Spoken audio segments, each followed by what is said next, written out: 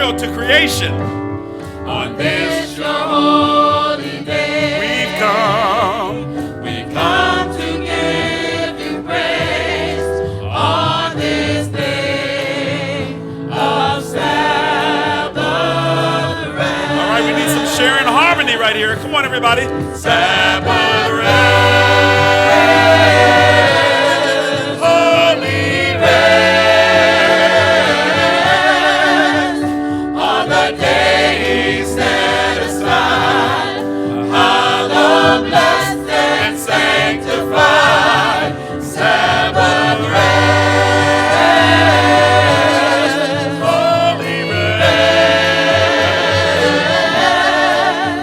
Out of all the week, the best, we have come to be blessed on this day of Sabbath rest. Salutatory, and I want you to get this too. We grow. We have different periods. All of us. We have our biological age. I told you about that. That's when you're born. You get a biological age. Then you have a chronological age. That's your age, your number. And then you got your psychological age. And all those may not line up. I shared with you before.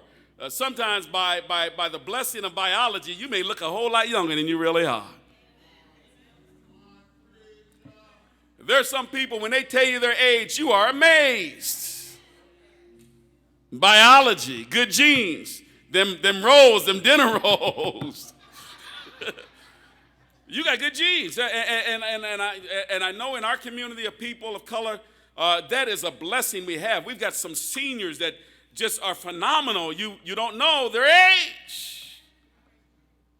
Biology.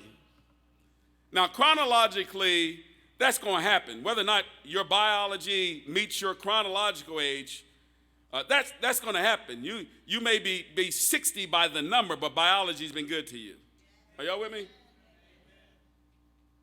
And then there's that third one, and that's the one that is the most hard to pin down, and that's the psychological age. That's people who are old and act like they're young.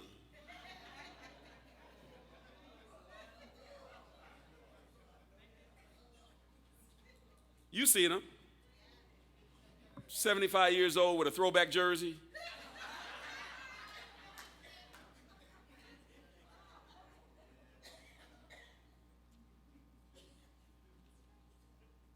And you can find out when you talk to them that their psychological age is not caught up with their physical age.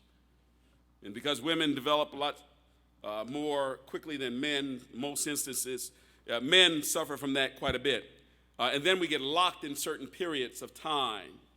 And we share that. Remember, there's some people who did not get a chance to fulfill their childhood,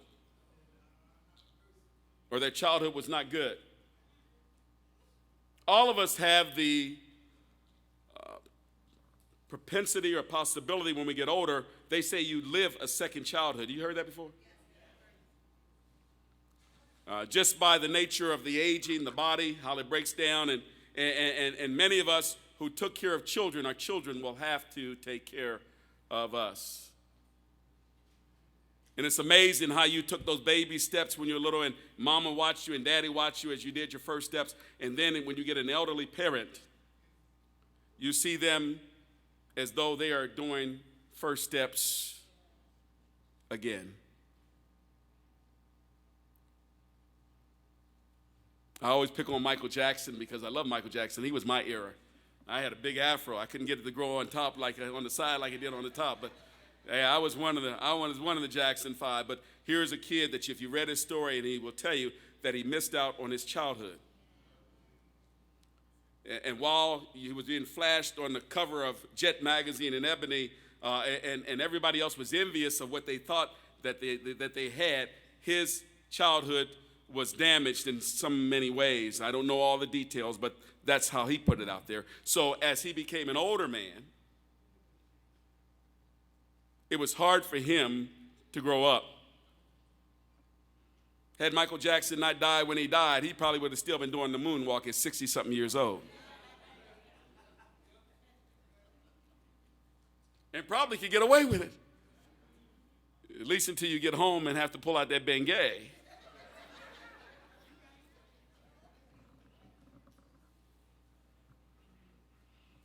But I tell you that with age and with all the things that happen to us, and all of us in here are in that cycle. We're all aging. I don't care how fine you are right now. You're aging. And there are things that are between all of us that we're connected, whether you know it or not. People want to think that they're really different, Robin, but I found out that people, for the most part, are all the same.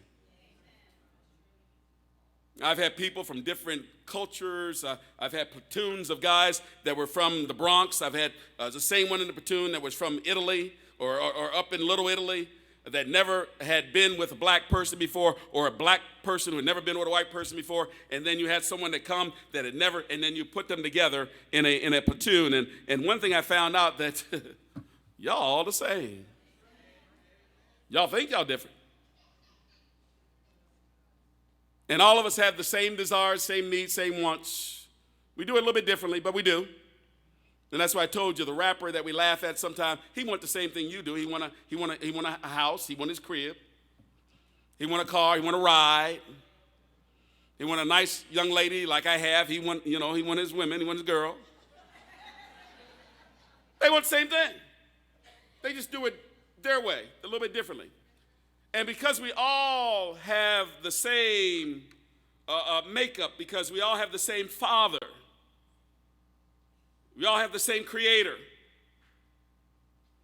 we have to understand the Creator. Last Sabbath, we talked about drifting, and we talked about how easy it is to drift in this world because, just the nature of time. We've been preaching this gospel for a while. We've been talking about the Lord's been coming for a long while.